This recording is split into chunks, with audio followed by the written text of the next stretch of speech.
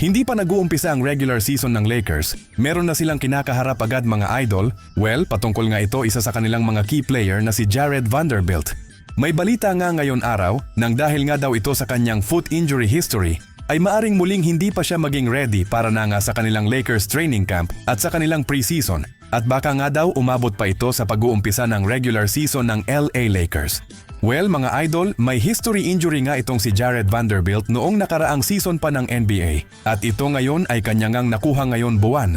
Pero dahil napagdesisyonan na nga dito ni Jared Vanderbilt na hindi dito kumuha ng surgery at hayaan na lang muna ulit mag-heal on its own ang kanyang bagong injury mga idol. Abay, hindi pa nila nakukuha ang kanilang discharge na outcome at baka nga may problema nga siya sa kanyang paa. At talaga naman napakalaking problema nga nito sa LA Lakers pati na rin sa buong kupunan dahil nga malaking bagay talaga itong si Vanderbilt sa start ng regular season ng NBA.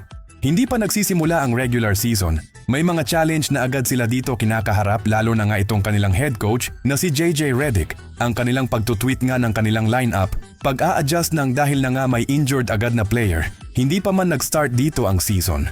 At ang balita nga ito mga idol ay nag-frustrated nga sa maraming Lakers fans and most of them ay patuloy na yatang magiging injured si Vando ay mukhang dapat daw ay mai-trade na lamang siya. Well, I think naman mga idol, kung gagawin yan ng Lakers ay isa itong pagkakamaling gagawin kapag nga ginawa nila ang pag-trade kay Jared Vanderbilt. Sa tingin ko pa nga, marami yata nakakalimutan ang mga Lakers fans na itong dating team nila si Dorian Finney-Smith ng kanilang inalis sa team at itong si Vanderbilt ay kanilang frontcourt nga dito sa LA Lakers. Abay number 1 nga sila defensively sa buong NBA? Ganun nga ang impact dito ni Jared Vanderbilt, hindi ba mga idol? Kapag nga siya ay healthy, grabe itong mga kanyang pinapakitang depensa sa laro niya.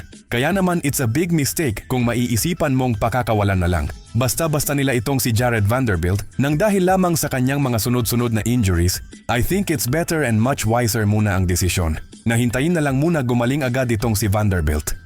Dahil kung itra-try nila yan mga idol, abay siguradong pagkarami-raming championship contending team ang mga gustong kumuha na nga sa kanya. Dahil alam nga nila kung ano ang naidadala ni Jared Vanderbilt on the court, na hindi naman natin nakikita sa mga statistics after the game. Pero kung sinusubaybayan mo talaga itong mga laro niya, ay masasabi mo talaga na pang game changer itong si Jared Vanderbilt. And I think kung pakakawalan lamang ng dahil na nga dito sa kanyang injuries, abay malaking problema ang kanilang gagawin sa kanilang mga sarili. But we will see kung anong gagawin nga nila nitong LA Lakers dito nga sa naging bagong balitang ito.